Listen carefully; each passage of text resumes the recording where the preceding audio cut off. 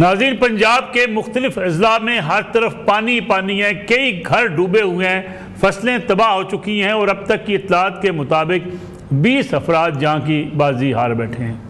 मजमूई तौर पर अगर देखा जाए तो सैलाब के नतीजे में 820 अफराद पूरे पाकिस्तान में अल्लाह को प्यारे हो गए। खैबर पख्तूनख्वा में गिलगित आज़ाद कश्मीर में जो सैलाब आया उसके बाद से अब पंजाब के अंदर सैलाब एक बहुत बड़ा चैलेंज के तौर पे इस वक्त अवाम को दरपेश है।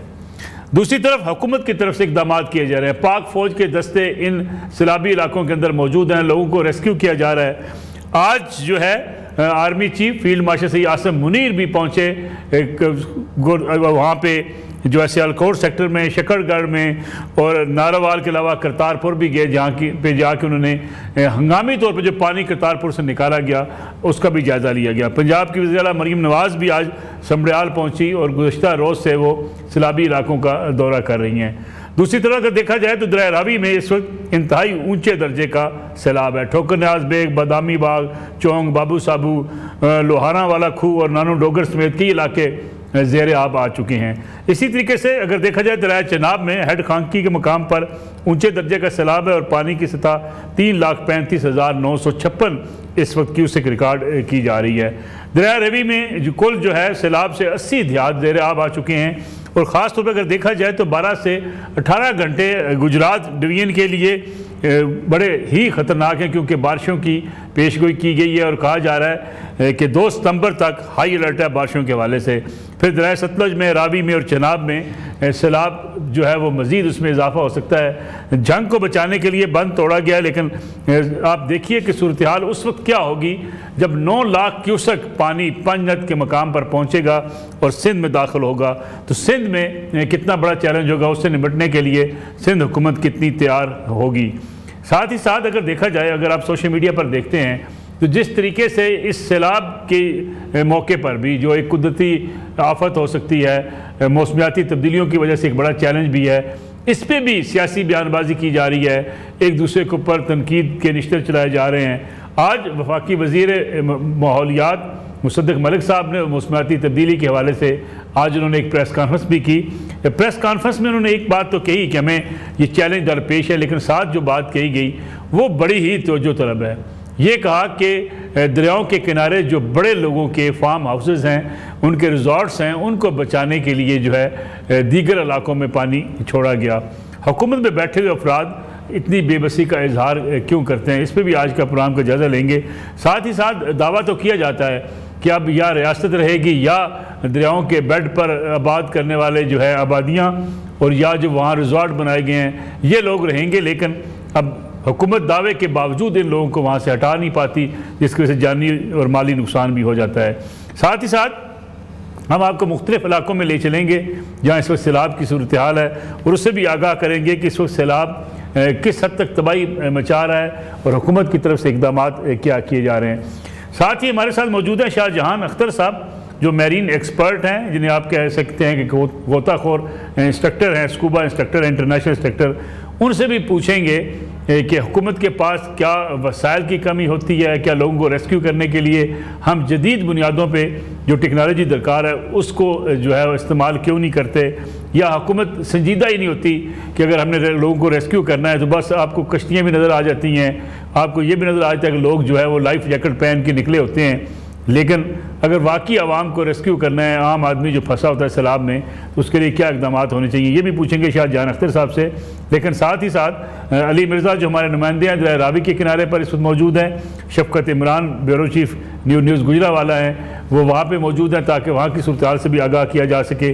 सादिया जावेद जो सिंध हुकूमत की तर्जमान है वो भी आज के प्रोग्राम में शरीक गुफ्तगू होंगी, क्योंकि 9 लाख क्यूसेक जब पानी पहुँचेगा सिंध की तैयारी कितनी है। प्रोग्राम का आगाज़ अली मिर्ज़ा मैं आपसे करना चाहूँगा, इस वक्त दरिया रावी में सूरत हाल लेटेस्ट क्या है?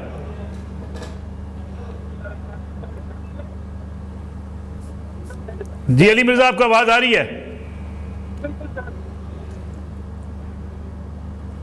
गालिबन अली मिर्ज़ा से हमारा राब्ता गालिबन अभी जो है वो नहीं हो पा रहा। शफकत इमरान साहब, आपकी तरफ आता हूँ मैं। गुजरावाला डिवीज़न के क्या हालात हैं, क्योंकि वहाँ पे भी चनाब में पानी की सतह बहुत बुलंद हो चुकी है, 3,35,956 क्यूसेक रिकॉर्ड हो रहा है इस वक्त वहाँ पानी। वहाँ इंतजामात क्या हैं, कितने देहात ज़ेर आब आ चुके हैं? बहुत शुक्रिया मलिक साहब। सबसे पहली बात तो ये है कि जो रेला गुजरा है 10,77,000 क्यूसेक का, उसने तबाही मचा दी है। हेड खान की पे से हमने रिपोर्ट किया और आज जब हम बात कर रहे हैं तो हेड कादराबाद बैराज से बात कर रहे हैं, हाफजाबाद के इलाके से और मंडी बहाउद्दीन के इलाकों से बात कर रहे हैं। इस हाई फ्लड रेले ने इस कदर तबाही मचाई है कि जो हम देखते हैं कि हाफजाबाद के मुतअद्दिद देहात में हर तरफ पानी ही पानी नजर आ रहा है। 100 से ज्यादा देहात जो हैं वो हम विजिट कर चुके हैं। बहुत सारे देहात का तो जमीनी रास्ता ही मुनक़ता है। 11 फुट जो पानी है उनके देहात के ऊपर से गुजर रहा है। कई आबादियां जो हैं वो, मैं समझता हूँ, जो कच्चे घर थे वो बह गए हैं। सबसे बड़ी बात जो है वो ये 1964 में ये हेड तमीर हुआ था, हेड कादराबाद बैराज। उसकी जो गुंजाइश रखी गई थी वो तकरीबन 9 लाख रखी गई थी। उसमें 10,77,000 क्यूसेक का जब रेला गुजरा है तो 2 जगह से उसे जो उसके आर्जी बंद है उनको उड़ाकर उसका पानी चेंज करना पड़ा है। लेकिन अब ये सूरत हाल ये है कि हाफजाबाद, पिंडी भट्टियां, जलालपुर वाली साइड जो है वो बुरी तरह मुतासर है। धान की फसल बुरी तरह डूब चुकी हुई है। जानवर जो है वो बह गए, लोग जो है बेयारो मददगार हैं। और सबसे बड़ी जो अहम बात है, हम लोगों के पास गए हैं, सबसे बात की है, ये बात बिल्कुल ठीक है, जो बेड में जो लोग बैठे हुए हैं वो बिल्कुल एक मैं समझता हूँ हुकूमत के लिए चैलेंज है।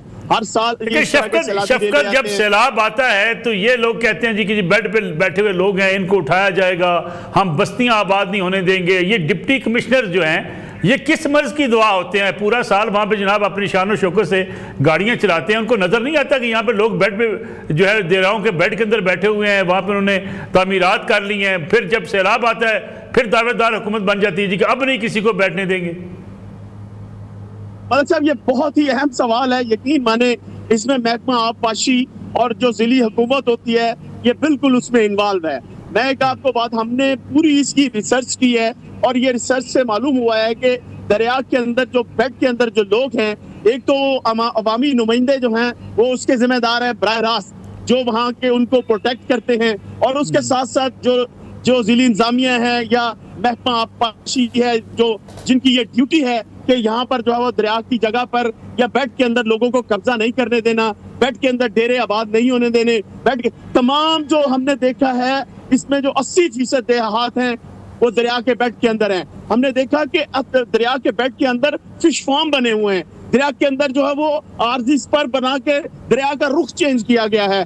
जब पानी का रुख चेंज करेंगे, ये जो नेचुरल बात है, जब आप जो दरिया का एक सिमत आ रही है उसमें आप एक सिर्फ ये इसलिए स्पर बनाएंगे कि जी हमारे आबादियों को बचाना है, लेकिन वो आबादी बचाने के लिए नहीं बन रहा होता। वो बेसिकली वहाँ पे गैर कानूनी फिश फार्म बन रहे होते हैं, बेसिकली वहाँ पर गैर कानूनी जो आबादकारी होती है। ये एक ऐसा सवाल है जो बिल्कुल पंजाब हुकूमत के लिए एक चैलेंज है कि दरिया चनाब के हर उस बेड पे हमने देखा, हेड मराला पे देख लें, हेड खानकी पे देख लें, हेड कादराबाद पे देख लें, तो वहां पर अंदर जो है वो कई डेरे आबाद हैं। और सबसे बड़ी है कि हम साथ थे उस रात लोगों को निकालने के लिए, लेकिन कमाल है कि लोग निकलने का नाम नहीं ले रहे। शफकत मैं आता हूँ वापस आता हूँ आपकी तरफ। आपसे ये भी जानना चाहेंगे कि वहाँ इस वक्त जो हुकूमती इंतजामात हैं, हुकूमत जो दावे कर रही है वो किस हद तक दुरुस्त हैं। लेकिन शाहजहां अख्तर साहब, मैं आपसे जानना चाहूँगा मैं कि आप जो है वो गोताखोरी के इंटरनेशनल इंस्ट्रक्टर भी हैं, मेरीन इंस्ट्रक्टर हैं,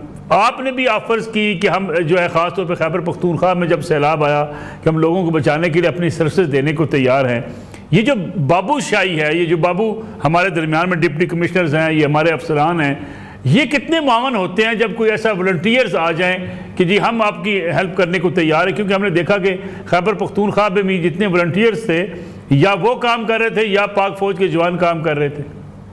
सर ये जीरो हैं, मादरत के साथ ये जीरो हैं। मैंने डीसी मानसेरा से रब्ता किया, उनके पीए ने मेरी कॉल अटेंड की, उनके पर्सनल नंबर से बहजाद साहब के, उन्होंने कहा जी हम आपको रिप्लाई देते हैं। मैंने कहा जी आप मुझे 10-12 अलर्ट फोर्स के लड़के दे दें। 10-12 मेरे पास सारे SSG के ना, आर्मी के जो कॉम्बैट डाइविंग टीम है उसके मेंबर रिटायर्ड सारे मेरे पास काम करते हैं, हम कमर्शियल काम करते हैं सर, और मैं पानी को बहुत अच्छी तरह समझते हैं। तो मैंने ऑफर की, इक्विपमेंट सारा मेरा है, हर चीज मेरी है। उन्होंने कहा जी हम आपको कॉल बैक करते हैं, साहब मीटिंग में है। हालांकि इससे ज्यादा कोई अहम हो नहीं सकता था। उसके बाद आज तक उनकी कॉल नहीं आई। उसके बाद आपने रजाकाराना तौर पे ये ऑफर की कि मैं वहां पे आके लोगों को हम रेस्क्यू करने के लिए अपनी टीम लाने को तैयार है?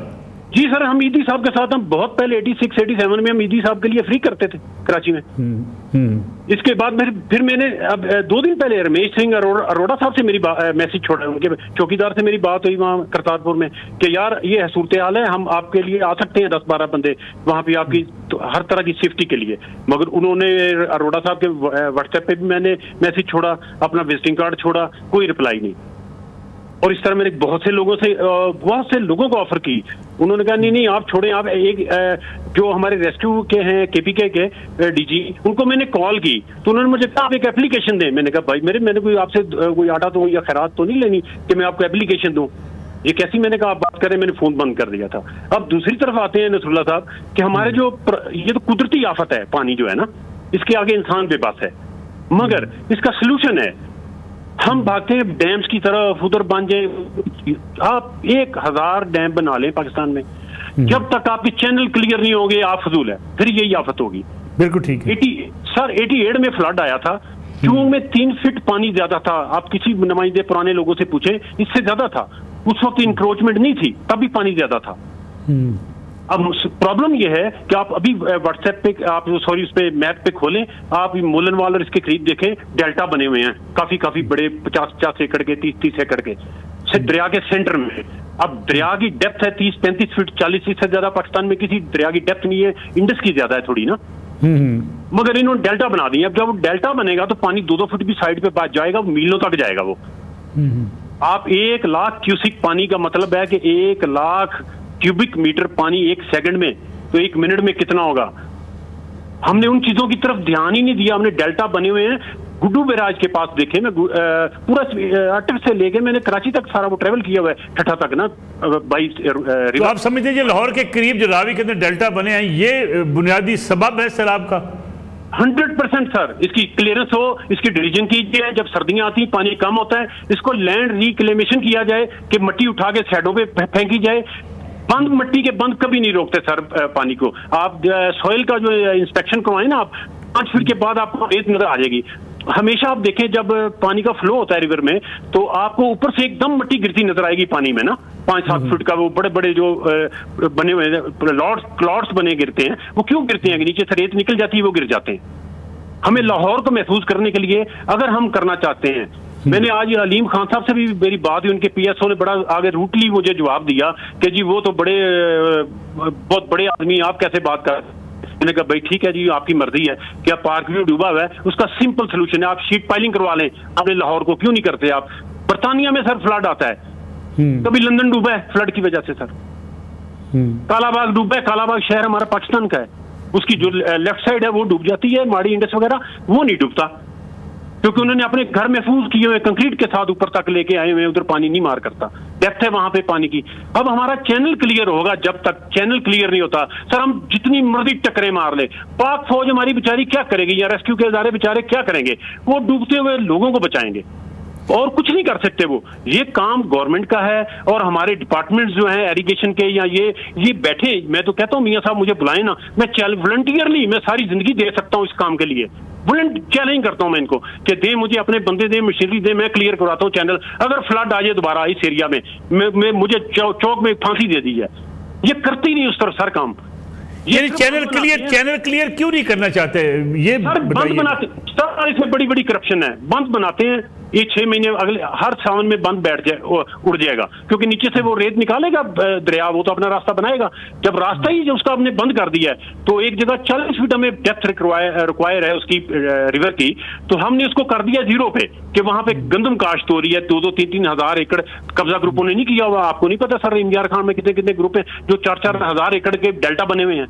आप नेट पे देखें, ऊपर सर्च करें नसरुल्लाह साहब, आपको खुद पता चल जाएगा। हमारी तबाही बर्बादी सिर्फ ये है कि हम चैनल क्लियर नहीं करते, हम कान में दर्द है, हम पेट दर्द की दवाई खा रहे हैं बस। यानी जब तक आप अपने रिवर्स के अंदर से ये डेल्टा क्लियर नहीं करते, उसका पैसेज ठीक नहीं करते, पानी बाहर आता रहेगा। बिल्कुल सर, आप 1000 डैम बना लें, उसके बाद अब क्या हुआ है, इंडिया के पास डैम कम है, उसने बनाए हैं ना, अभी क्या हुआ है, ओवरफ्लो हुए, पानी आया ना, वो रोक नहीं सकता, ये फितरत का निजाम है। हमारे चैनल क्लियर होने चाहिए, ठीक है। हमारे चैनल जब तक क्लियर नहीं होंगे हम कभी भी शाहजहां साहब, मैं एक ब्रेक ले लूं, वापस आते हैं तो साथ ही लाहौर की सूरत हाल का भी जायजा लेंगे और इस पर भी बात करेंगे कि अगर बारिशें ज़्यादा हो जाती हैं, सैलाब आ जाते हैं, तो अगर डैम बनाने की जो बात की जा रही है, अगर डैम होते तो सैलाब ना आते।